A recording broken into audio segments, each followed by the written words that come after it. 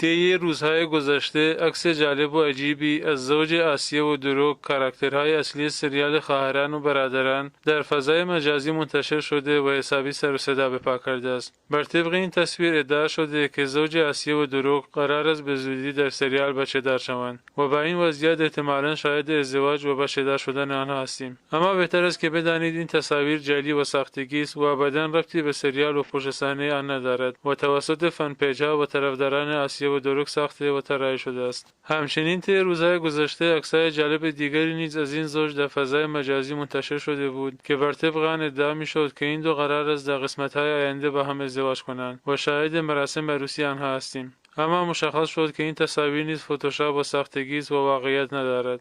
طبق گفته نویسندگان سریال احتمالاً سریال خواهران و برادران حدود 5 فصل به طول بیانجامد و تا قسمت 150 و حتی بیشتر شاید انتشار آن باشیم. سازندگان سریال قصد دارند در فصل‌های آینده داستان را به جلوتر ببرند و کاراکترهای سریال را در دانشگاه و محیط‌های جدیدتری ببینیم و با ورود کاراکترها به دانشگاه احتمال ازدواج و بچه‌دار شدن آنها و این سناریوها وجود دارد. اما این امر احتمالاً در فصل‌های بعد رخ می‌دهد و در فصل سوم خبری از این اتفاقات نخواهد بود.